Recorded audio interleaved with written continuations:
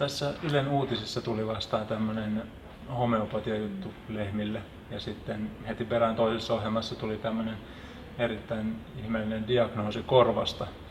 Koiran korvasta otettiin tämmöisen diagnoosi ja määriteltiin siinä sitten, että maksa oli hieman laajentunut ja näin poispäin. Niin mikäs nyt sitten olisi Eläinlääkäriliiton kanta vaihtoehtohoitoihin yleensä, että löytyykö semmoista?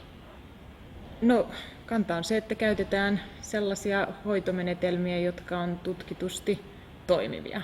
Ja olen vielä sitä mieltä, että kun kyse on eläimistä, jotka eivät luonnollisestikaan itse päätä näistä asioista, niin eläinten suhteen täytyy olla erityisen tiukka. Et osa on toimivia ja ihan hyviä vaihtoehtoja. Ja sitten osassa ei ole mitään tieteellistä näyttöä, niin kuin esimerkiksi homeopatian toimivuutta ei ole todennettu.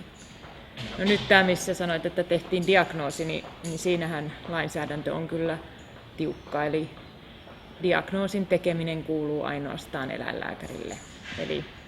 Eli jos joku muu lähtee tekemään diagnooseja eli määrittämään, mikä sairaus on kyseessä, niin silloin rikkoo lakia.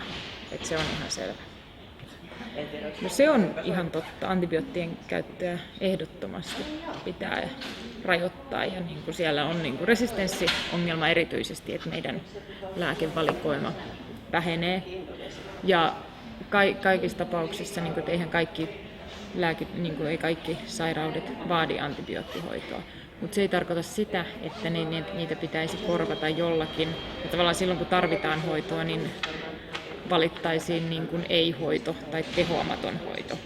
Mutta on paljon muitakin tapoja rajoittaa. Ja täytyy sanoa, että kyllä Suomessa antibioottinen käyttö on suht hallittua tai onkin.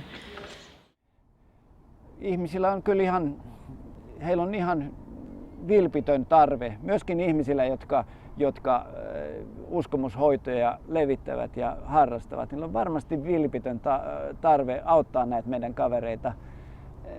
Heidän täytyisi kuitenkin harrastaa itsekritiikkiä ja miettiä, että onko tämä hieno idea, mihin he ovat ihastuneet. Onko heillä kriittinen asenne, onko se moraalinen, onko se oikein kotieläintä kohti. Ongelmat tulee siitä just, että käytetään tehotonta hoitoa ihan oikeisiin sairauksiin tai ennaltaehkäisyyn. Siinäkin ohjelmassa puhuttiin esimerkiksi sorkkahoidoista homeopatialla. Niillä ei ole mitään tekemistä keskenään. Se on todellakin hyvin kaukaa haettu ja luulen, että tässä jaan kyllä eläinlääkärikunnan mielipiteen aika totaalisti. Usein kuulee homeopaateilta, että kyllä sillä on tieteellisiä tutkimuksia, jotka näyttävät, että se toimii. Niin pitääkö tämä paikkansa, mistä tässä on kysymys? Homeopatia on tosiaan tutkittu hyvin paljon. Valitettavasti tutkimusten taso on kehno sekä ihmislääketieteessä että eläinlääketieteessä.